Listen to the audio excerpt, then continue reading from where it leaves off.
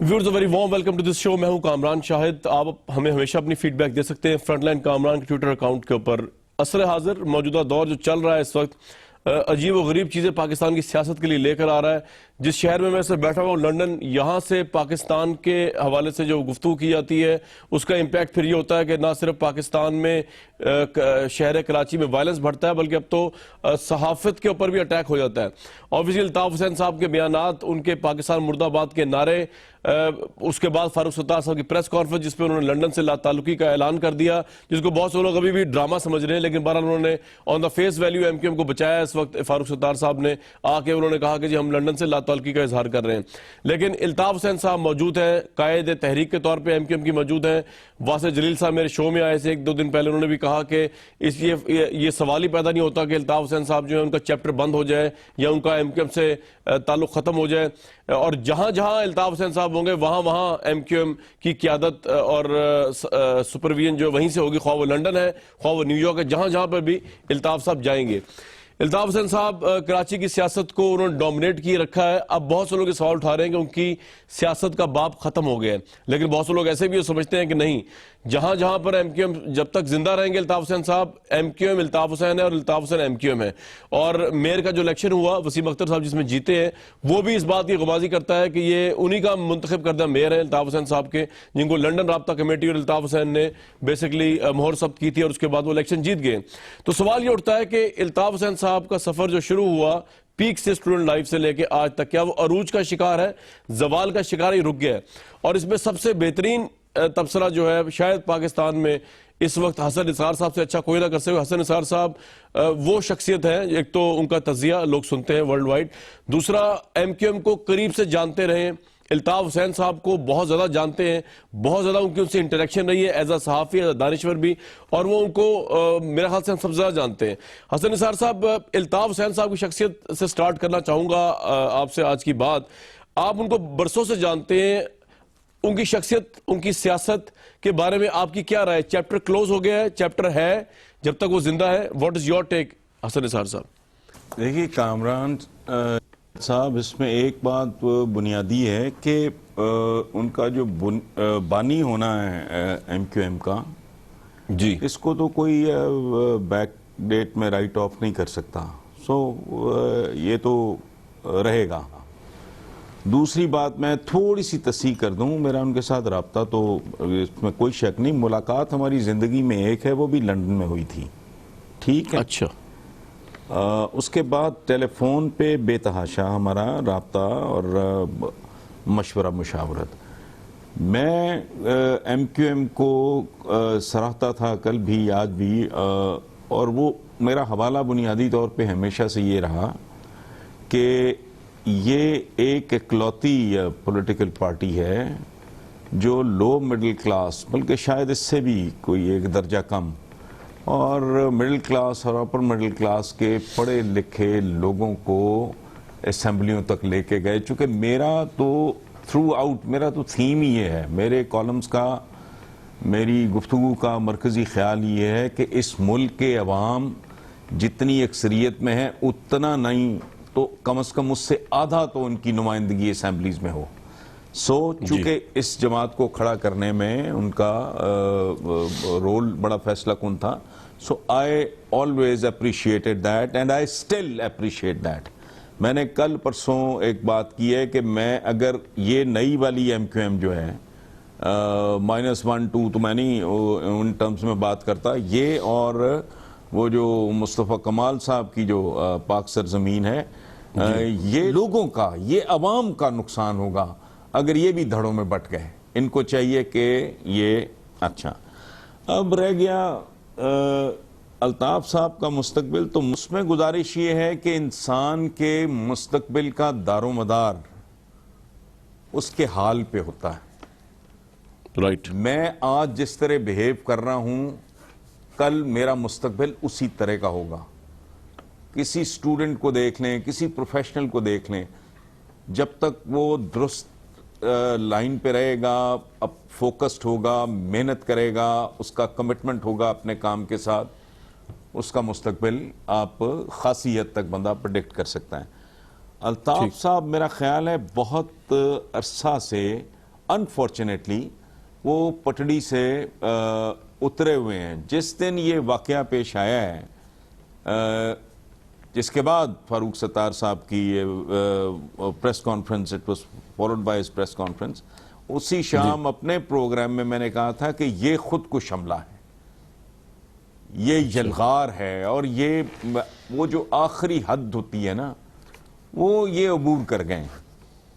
ये एक इनसेन और एबनॉर्मल सारा जाहिर है जो किसी भी पाकिस्तानी के लिए टॉलरेबल नहीं हो सकता। मैं अगर किसी आदमी की के किसी एक डायमेंशन दूसरी तीसरी के को मद्देनजर रखते हुए अगर उसको मैं अप्रिशिएट करूं और मुझे ये इंकशाफ हो कि ये तो वतन के बारे में ही इसकी राय दुरुस्त नहीं, तो जाहिर है मैं अपनी राय को भी रिविजिट करूंगा। तो ये मुद्दतों से ये बुनियादी तौर पे ट्रैक, और फिर मेरा ख्याल है कि उनकी ज़हनी कैफियत, जिस्मानी कैफियत, सियासी प्रेशर्स, ये मिलजुल के उन्होंने अल्ताफ साहब को इन हालों तक पहुंचाया है। और जहां तक ताल्लुक है, कुछ लोग बात कर रहे हैं कि जी ये ब्लफ है जो फारूक सत्तार ने, मैं नहीं समझता। फारूक सत्तार साहब की क्योंकि अगर ये ब्लफ है से तब भी कॉल ऑफ हो जाएगा। अगर जो कुछ उन्होंने कहा है, जो कुछ उन्होंने प्रेस कॉन्फ्रेंस के हवाले से मैं बात कर रहा हूं, अगर तो वो जेन्युइन है तो ये निभेगा और ये चलेगा। अगर ये अंडरस्टैंडिंग के साथ है और अगर ये एक स्ट्रेटजी के तौर पे किया है तो ये ज्यादा देर चल नहीं सकता, और दुनिया में नागुज़ीर कोई नहीं होता। सो मैं पर्सनली हुस्न ज़न रखता हूं, बल्कि मैंने तो इसके बाद मैंने जिस प्रोग्राम का हवाला दिया, मैंने तो उसमें इस ख्वाहिश और दुआ का इजहार किया कि अगर तत्हीर होती है MQM की तो इसको टुकड़ों में ठीक है बटने से बचना चाहिए, चूंकि it is in the greatest interest of the people of this country. ये स्ट्रेटजी के तहत भी अगर किया गया है, ये बुरे वक्त को टालने के लिए भी किया गया है, तो it's not going to last. चूंकि जिसे कहते हैं ना वो last nail in the coffin, या वो कहते ऊंट की कमर पे आखिरी तिनका, यानी 10 मन से बोझ से कमर नहीं टूटी ऊंट की, लेकिन एक तिनका आपने ऐड किया और वो कोलैप्स कर गया। ये वो सूरत हाल है। इट्स अनपार्डनेबल, ये होना नहीं और ये होगा नहीं। So if it is a bluff तो ये बहुत जल्दी कॉल ऑफ हो जाएगा। मेरा नहीं ख्याल कि ये लोग सियासी लोग हैं और बरस से यही काम कर रहे हैं। मेरा नहीं ख्याल कि ये इतने अहमक होंगे कि ये इस तरह की कच्ची और नीम पुख्ता किस्म की चाल चलेंगे। ज़हनी तनाव का आप शिकार कह रहे हैं, तो आपको लगता है अल्ताफ हुसैन साहब को ज़हनी लिहाज से अब रिटायर हो जाना चाहिए? इतना तनाव है उनके जहन पे?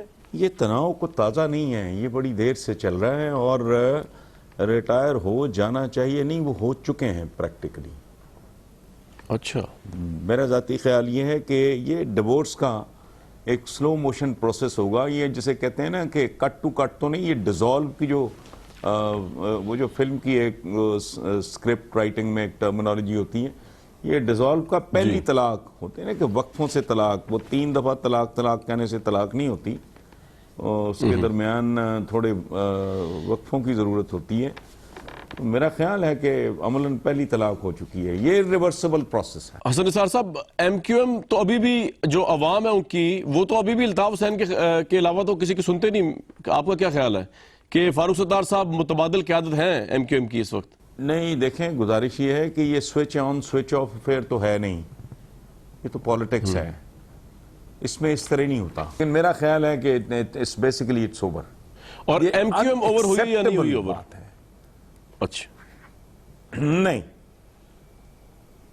MQM एक रियलिटी है और ये किसी न किसी सूरत में, किसी न किसी शक्ल में ये कायम रहेगी। और ये मुझे ये कहते हुए अच्छा नहीं लगता कि अगर ये टुकड़ों में बट के कायम रही तो वो शायद इतना मुनासिब ना हो, लेकिन MQM अपनी जगह पे, बिकॉज MQM बुनियादी तौर पे एक सोच का नाम है, एक फिक्र का नाम है, एक एहसास का नाम है, महरूमियों की एक कहानी का नाम है। वो तो जब तक ये मामला खत्म नहीं होते तो MQM तो देखें, बात सुने, कहां बाबाए कौम मोहम्मद अली जिन्ना, आप अंदाजा लगाएं उनके कद्दो कामत का, कहां वो और कहां ये। मुस्लिम लीग भी कायम है, कहां जुल्फकार अली भुट्टो, कहां हमारे आसिफ जरदारी साहब, पीपल्स पार्टी भी कायम है। सो पॉलिटिकल एंटिटीज इस तरह नहीं एवेपोरेट नहीं हो जाती। एमक्यूएम अपनी जगह पे कायम रहेगा। दूसरी पार्टीज का बिल्कुल आपने रेफरेंस दिया, हसन निसार साहब मुस्लिम लीग है, पीपल्स पार्टी है, लेकिन और आपने ये भी कहा ये लोअर मिडिल क्लास को तर्जमानी करती हुई पार्टी है जो इसकी यूनिकनेस है। लेकिन हसन साहब ये भी तो यूनिकनेस है ना कि इस पार्टी ने पाकिस्तान की शायद ही कोई और पार्टी हो मेन स्ट्रीम की कि जिस तरह एमक्यूएम की क़यादत ने मिलिटेंट्स को, टारगेट किलर्स को प्रोड्यूस किया है, और वो भी बेचारे गरीब लोग ही थे, जिस तरह उनको एक्सप्लॉइट किया गया है, जिस तरह उनको ट्रेन किया गया, ख्वाह वो सौलत मिर्जा हो या उस जैसे कई मिर्जा हो। तो आपको लगता है कि ये मिलिटेंट विंग साथ साथ चलेगा एमक्यूएम का, या ये खत्म हो जाएगा अब जो रेंजर्स का ऑपरेशन हो रहा है जिस तरह कराची में इनके अगेंस्ट मिलिटेंट्स के? नहीं नहीं, ये नहीं चल सकता। न सिर्फ ये कि ये इस तरह के विंग्स जो हैं उनका कोई मुस्तकबिल नहीं है, जैसे ओवरऑल दहशतगर्दी का कोई मुस्तकबिल नहीं है इस मुल्क में, और इक्तसादी दहशतगर्दी का भी इस मुल्क में जितनी लूट मार हो चुकी है उसका भी मुस्तकबिल तारीख है। ये चलना नहीं, ये दो मामलात इकट्ठे चल नहीं सकते। इस तरह के कलंक के टीके और ये मुल्क नो, तो मुल्क ने तो इंशाल्लाह रहना है, ये तो रहेगा। इनके गिर्द घेरे तंग होते जा रहे हैं और होते चले जाएंगे, और इन दी अल्टीमेट एनालिसिस ये ग्लोबल सतह पर भी अगर आप देखें तो जितनी ज्यादा लेजिस्लेशन लूट मार के पैसे पे वेस्ट में हो चुकी है, यूरोपीय यूनियन से लेके इंग्लैंड तक, सो इस तरह की जितनी भी बदियां, गलाजतें और निजास्तें मौजूद हैं उनको वीड आउट डेफिनेटली होना होगा पॉलिटिक्स में से। हसन साहब, ये जो कराची का एपिसोड हुआ जिस तरह, और बाकी मामला, क्वेटा का एपिसोड हुआ, इससे पैनामा लीक आपको लगती है बहुत पीछे चला गया मामला? नवाज शरीफ साहब इजी हो गए हैं, उनकी परेशानियां खत्म हो गई हैं? नहीं, देखें इसमें बड़ा खूबसूरत तबसरा एतजाज हसन साहब ने किया था कि ये घंटी इनके गले में है, ये टन टन करती रहेगी। ये पनामा वाला केस जो है मेरे नजदीक ये बिहेव करेगा साइक्लोन की तरह। साइक्लोन का ये होता है कि उसका एक राउंड आता है, तबाही मचाता है, और उसके बाद वो लगता है कि चला गया, ठीक, वो फिजल आउट हो गया जी, फर्क हो गया। साइक्लोन का दूसरा फेज आता है, वो पहले से ज्यादा तबाहकुन होता है, और लोग समझते हैं कि अच्छा अब ये भी चला गया।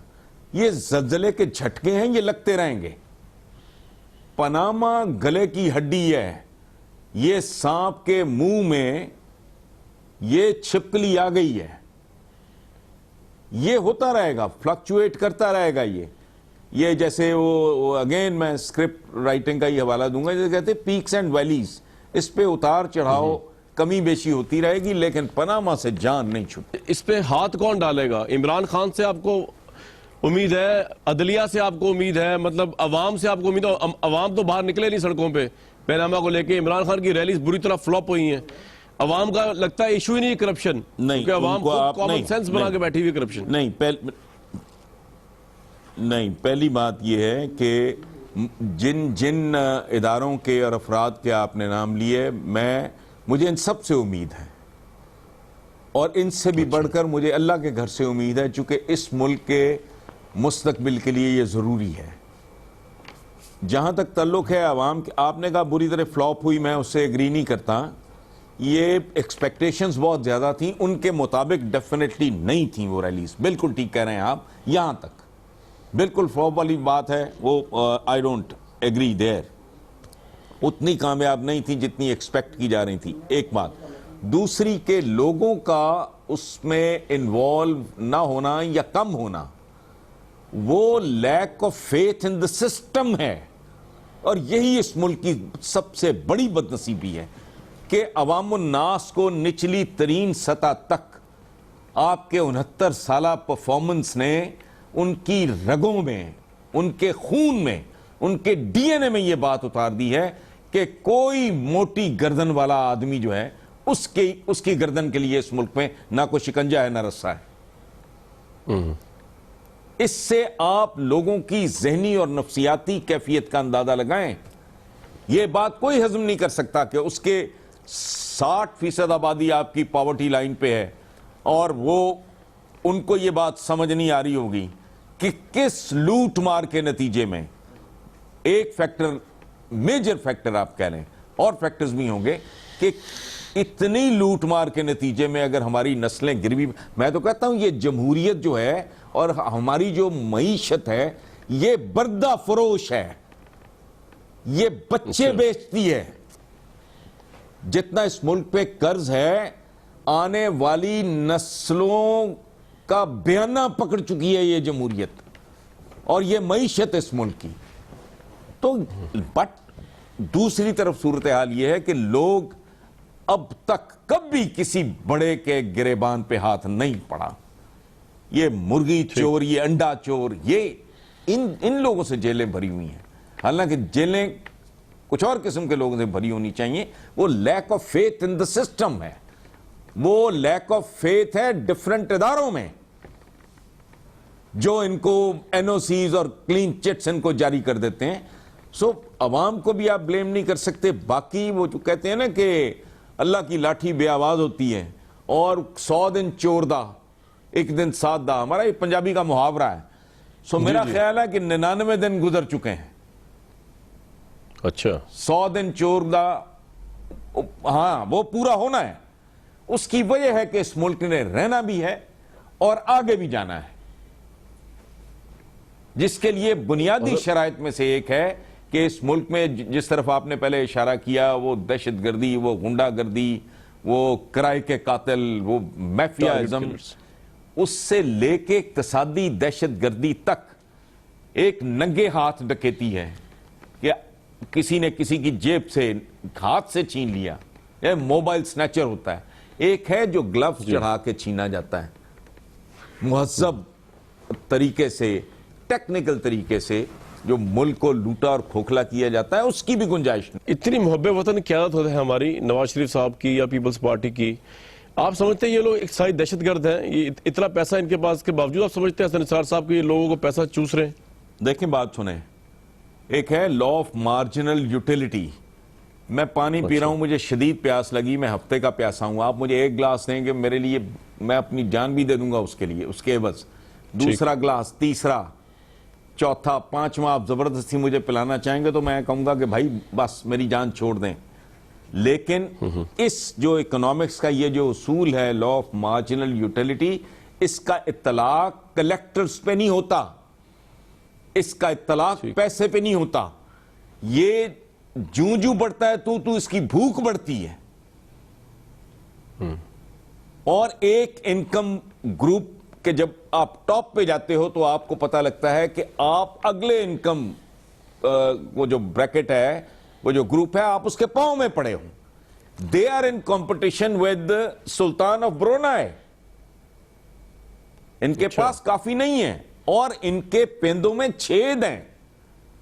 जिस बर्तन के पेंदे में छेद होगा उसमें समंदर भी डाल दो, वो खाली रहेगा। ये एक नफ्सियाती, जिसका प्योर, मैं इकोनॉमिक्स की बात कर रहा हूं, उसके असूल का भी इन पे इतलाक नहीं होता। The more you have the more you want. ये सऊदी अरेबिया के शाही खानदान से कंपीट कर रहे हैं। ये मियां मंशा इनका प्रॉब्लम नहीं है। ये जो क्या अंबानीज ऑफ इंडिया, ये उनके चक्कर में है। सो इनका पेट वेट नहीं भरता।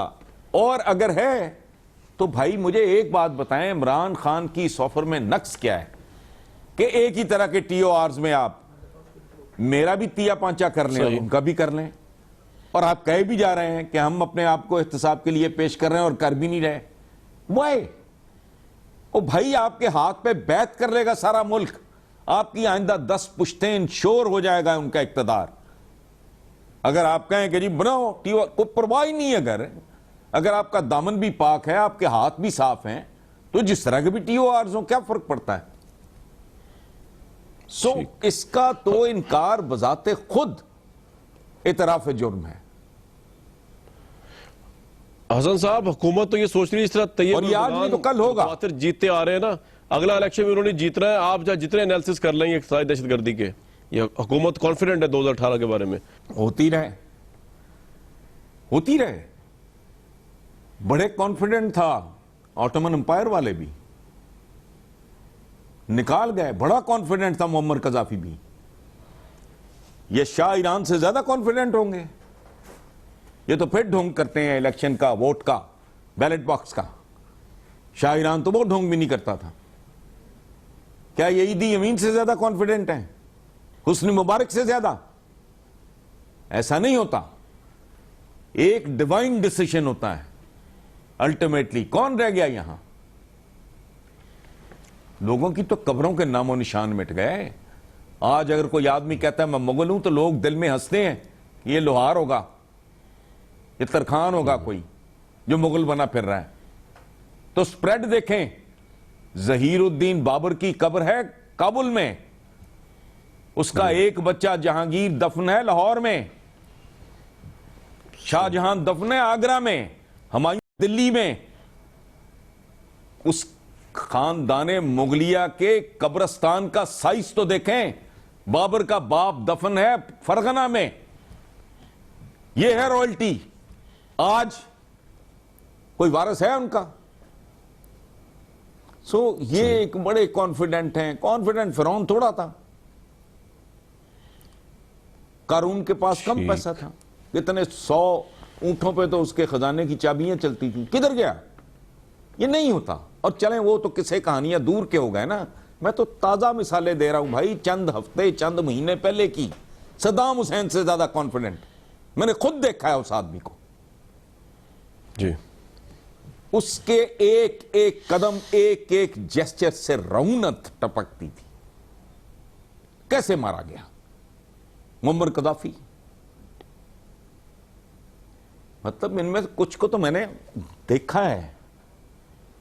वो को कहते हैं ना जी कि फलाना रेडिएट करता है वार्मथ, मोहब्बत, गर्मजोशी। इनके तो रौनक टपकती थी एक एक जेस्चर से। किधर गए?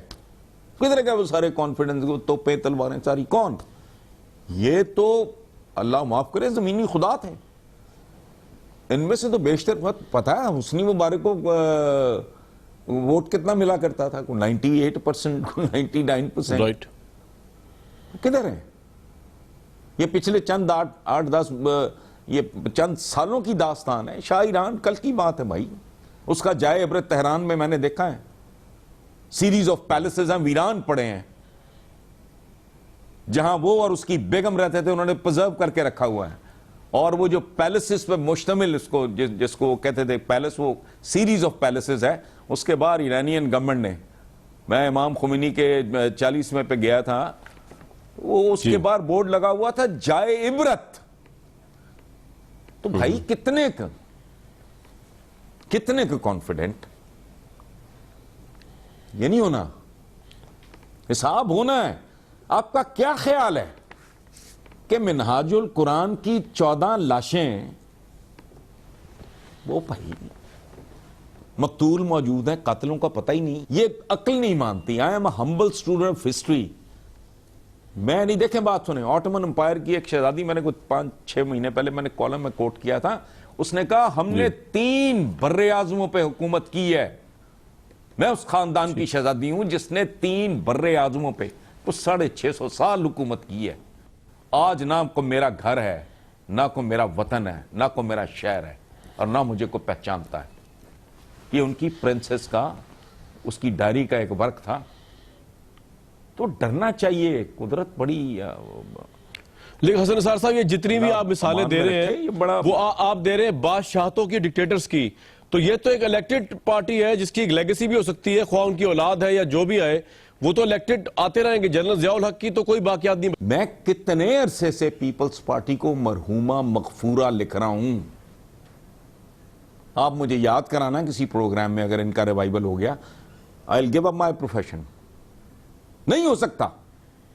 यही पंजाब था, सिक्का चलता था, जहां जुल्फकार अली भुट्टो कायदे अवाम पंजाब ने बनाया था, जहां इनको कैंडिडेट नहीं मिलता। आपने अपने सामने देख लिया।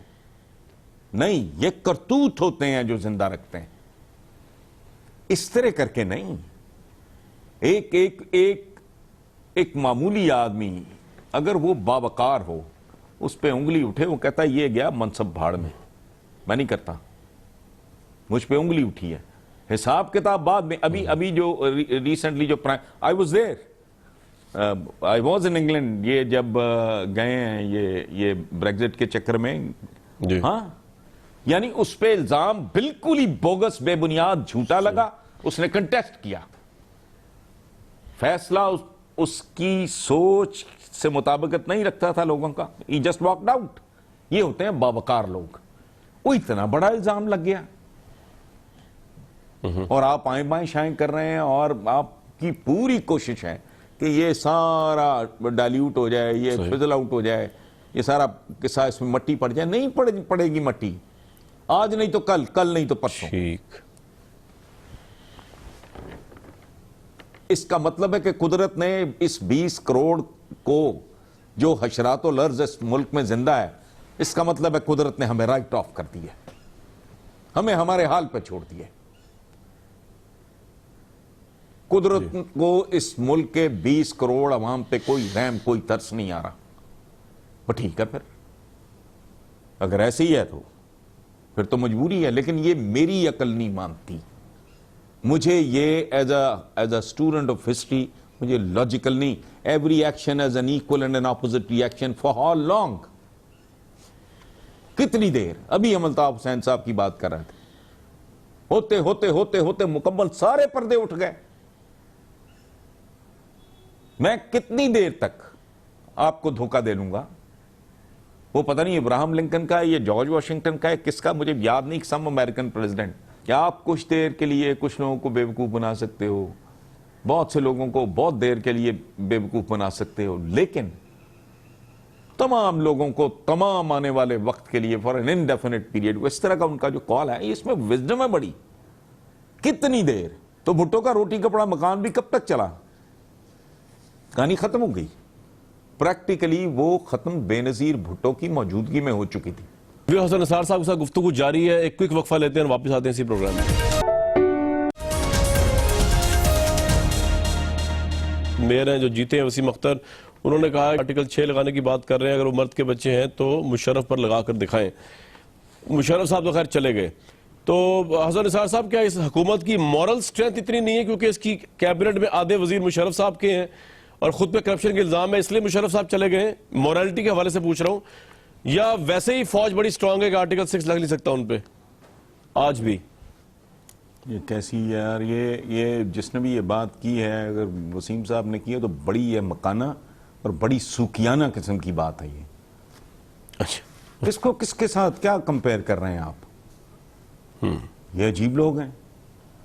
वो भाई, जब परवेज मुशर्रफ साहब आए, ये रौला शुरू हुआ, तो I was the first one two protest कि आर्टिकल 6 को शर्म करो तुम। गद्दारी, तुम आर्मी चीफ के बारे में कहना गद्दार, तो फिर बैकअप करो। आप उसको को 10 नाम और दे लें अपने किसी भी आर्मी चीफ। वो तो मैं भैया के बारे में इस तरह की बात नहीं करता। बेवकूफी होना, हिमाकत होना, गलती होना, to commit a blunder, all these things are different. किसको किसके साथ कंपेयर कर रहे हैं? और फाइनेंशियल हाइजीन परवेज मुशर्रफ की ये मतलब लगा के दिखाएं। ये टिपिकल ये सियासतदान जो हैं, ये इसी तरह की गुफ्तगुओं का ये इनका टोटल, इनका बॉटम लाइन यही कुछ होता है। उस पर लगा के दिखाएं, वो तुम अपनी बात करो। ये पूरा अजीबो गरीब रवैया है भाई। आप मुझ पे चोरी का, ठगी का, किसी और गलीज हरकत का इल्जाम लगाते हैं, तुम मुझे अपनी सफाई देनी चाहिए। मैं जवाब में कहूं, कामरान शाह साहब आप, ये क्या है? ये रवैया ये एक बीमार आदमी का है, ये एक मुजरिम का रवैया है। अब मुझ पे इल्जाम लगाएं, मैं उसकी सफाई दूं, और दे चुकने के बाद अगर कोई बात करनी है आपके बारे में, बात ये क्या हुआ? अब कवाली शुरू कर देते हो। उन्होंने कहा तुम चोर हो, उन्होंने कहा तुम भी चोर हो। ये क्या बात हुई? यदि आपका भी नाम आया हुआ पनामा में, ये क्या आर्गुमेंट है भाई? तो सबको ही कर दें ट्रायल, उसमें तो लेकिन नवाज शरीफ साहब ने कहा कि पार्लिमानी कमीशन बनना चाहिए, मुशर्रफ साहब और उनके वुजरा का ट्रायल होना चाहिए पार्लियामेंट के सामने, और उनसे पूछें कि उन्होंने जो है किस तरह इकॉनमी को तबाह किया, किस तरह तवानाई को शोबे को तबाह किया। हालांकि आधे वजीर तो खैर नवाज शरीफ के अपने दाएं बाएं बैठे हुए, लेकिन ये नवाज शरीफ साहब ने कैबिनेट में आइडिया प्रपोज भी किया है आधे से भी ज्यादा। और इसके जवाब में परवेज मुशर्रफ साहब इज ऑन रिकॉर्ड कि उन्होंने कहा था कि मेरे साथ आके मुनाजरा कर लो आमने सामने। मुझे इंटरव्यू देते हुए कहा था सर जी, आप ही को देते हुए चलें, अल्लाह पाक ने गवाही, मुझे याद नहीं था, बिल्कुल ठीक कह रहे हैं आप। हाँ जी एग्जैक्टली यही तो आप कहा था। मुझे आप सही बताएं कह इसके रहे बाद क्या शक है? यहां ये पार्लियामेंट क्या है? एक बंदा बराह रास्त कह रहा है मेरे साथ बैठ जाओ, पता लग जाएगा किसकी क्या औकात है, कौन क्या झूठ बोल रहा है और क्या झूठ बेच रहा है। तो सीधा करें ना जी, शॉर्टकट। क्या पार्लियामेंट? राइट। आप तीसरी दफा प्राइम मिनिस्टर हैं, ठीक है, सूट शूट भी आपके पास अच्छे हैं, बैठ जाए टीवी पे। परवेज मुशर्रफ साहब भी आ जाएंगे टी शर्ट पहन के, ठीक, 1 घंटे में सारा कुछ सामने आ जाएगा। सही। हसन निसार साहब, पार्लियामेंट क्या है भाई? उस आदमी ने तुम्हें मुनाजरे का चैलेंज दिया हुआ है। नहीं अमेरिका थोड़ी, यहाँ पे प्रेसिडेंशियल डिबेट्स, तो यहाँ पे तो पीटीवी न्यूज का आपको पता हाल क्या हुआ है, जो गवर्नमेंट का माइंड अगर आपने पढ़ना और डेमोक्रेसी के हवाले से, तो पीटीवी न्यूज आप देखा करें, आपको अंदाजा हो जाएगा जहां अपोजिशन का टिकट तक नहीं चलता। नहीं, ये डेमोक्रेसी है ये मुझे नहीं, कामरान शायद साहब, मुझे नहीं समझ आई आज तक कि हमारे इंटेलेक्चुअल्स भी पता नहीं किस चीज का विक्टिम है, कि कोई फिजा में कोई जहर घुला है, कि इस जुगाड़ के लिए डेमोक्रेसी का लफ्ज इस्तेमाल हमें नहीं करना चाहिए। देखें, मैं एक सादा बात कह के जुबान घिस गई है कि हमारे लोअर मिडिल क्लास के बच्चे हर जगह उनके डंके टॉप के प्लेयर बनते हैं। वो स्क्वाश से लेके आपके क्रिकेट तक, अच्छा, साइंटिस्ट बनते हैं, जज बनते हैं, जर्नैल बनते हैं, ब्यूरोक्रेट बनते हैं, पेंटर, राइटर। वो कभी को राइटर पैदा किया है, कभी को साइंटिस्ट पैदा किया है, कोई डॉक्टर पैदा किया है, इंजीनियर पैदा किया है, कोई जर्नैल पैदा किया है। ये सिर्फ पार्लियामेंटेरियन पैदा करते हैं। ये कहां की डेमोक्रेसी है यार? वो कोई 70, 80, 85, 90, ये यानी चंद लाख लोग, ये मखसूस लोग, अवाम की नुमाइंदगी मुझे बताएं अब है ही नहीं। आपकी फी कसामदनी क्या है? उसकी क्या नुमाइंदगी है उस बंदे की जो पॉवर्टी लाइन पे बैठा है, एड़ियां रगड़ रहा है? उसकी कौन नुमाइंदगी कर रहा है? लोकल बॉडीज को आप इख्तियारात नहीं देते। पूरा खानदान पार्टियों में घुसाया, इधर फुफ्फो जान बैठी हैं, इधर अब्बा जान बैठे हैं, इधर बरखुरदार बैठा है। ये क्या है? इसको हम डेमोक्रेसी कहे जा रहे हैं और फिर नहीं, ये चलती रहे भाई, चलती रहे। मैंने कहा खंजीर का गोश्त डालोगे कीमा करने की मशीन में तो 1 करोड़ 1 अरब बार कर लो, ये खंजीर का गोश्त है, खंजीर का कीमा निकलेगा। ये डेमोक्रेसी चलती जाए, ठीक होती चलती जाए, हमारी नस्लें फारिग हो जाए, तुम चलते जाओ, ये बेहतर हो जाएगी। बेहतरीन इंतकाम है, ये जमहूरियत का हुस्न है। जमहूरियत हो तो बंदा बात करे ना। जमहूर का नुमाइंद, देखें, जमहूरियत जमहूर से है, अवाम से। अवाम की नुमाइंदगी मुझे बताएं कितने % लोग हैं? एक वो जो हमारा उधर वो सराइकी बेल्ट का क्या नाम है, वो एक कराची बेल्ट में जमशेद दस्ती, जी कितने जमशेद दस्ती हैं? जी। मैं कहता हूं जिस तनासुब से अवाम हैं उससे आधी सीटें तो उनकी इंश्योर करो। ठीक। जो जूता बना लेगा ना, अपने हाथ से जूता बना लेता है, वो कानून भी बना लेगा। सही। ये कानून साजी, क्या कानून साजी? जो जूता बनाता है कानून बना सकता है, घरों के कानून बनते हैं, मुल्कों के भी बन सकते हैं। ब्यूरोक्रेसी बैठी है आगे। और तुम कुछ तो नुमाइंदगी दो, जो वाकई अवाम है उनका तो नुमाइंदा ही कोई नहीं। जिनके गैर मुल्की ऑफशोर कंपनीज और बैरून मुल्क जायदादें फिर बैठे हुए हैं वहां, आप कह जा रहे जमहूरियत? जमहूर का लेना देना कोई नहीं उनके साथ। लोकल बॉडीज, कोर्ट का, अवाम का प्रेशर आया तो उनको माजूर नहीं, जैसे रेडी में डाल के भीख मांगने के लिए माजूर करके बिठा देते हैं। उनको माजूर करके बिठाया हुआ है, दफ्तरों में बैठो, मक्खियां मारो, या डेथ सर्टिफिकेट्स बांटो, या वो क्या कहते हैं कि वो बर्थ सर्टिफिकेट्स तकसीम करो, कोई तलाक का मसला हल कर दो, बस खत्म। लोकल बॉडीज के साथ ना 1 रुपया शेयर करना है इन्होंने, ना एक चपड़ासी की तैनाती शेयर करनी है। मौरूसियत पूरी की पूरी है। और कंपनी सर, वो कंपैरिजन करते हैं टर्की से, हुकूमत जो है ना टर्की से कंपैरिजन करती है कि जिस तरह वहां पे डेमोक्रेसी आई है ना आहिस्ता आहिस्ता, तैयब अर्दगान जैसा लीडर है, वैसे यहाँ पे भी आज आ गई है और आने वाली है, थोड़ी मजीद जो कसर रह गई है। अल्लाह हाल पे रहम करे फिर इस मुल्क के अवाम पे। मैंने कहा इसका मतलब है कि कुदरत ने हमें राइट ऑफ कर दिया। अभी जाओ, अच्छा, तुम भी रेड इंडियंस की तरह, you are on your own, crawl करो, कीड़ों की तरह जिंदगियां गुजारो। पता ही नहीं पाकिस्तान के 80% पाकिस्तानी, 90% पाकिस्तानी उम्रें गुजार के मर जाते हैं और उनको पता नहीं लगता कि जिंदगी होती क्या है, जिंदगी कहते सही। किसको है, उनको नहीं पता होता। जिनकी और सारी आजादी हम उम्रें ऐसे मनाते हैं जैसे कि सारी दुनिया को हम ही रोटी चला के रहे हैं। तवाफ में, रोटी के तवाफ में जिनकी सारी जिंदगी बीत जाती हो, तो क्या पता जिंदगी सही। क्या होती है।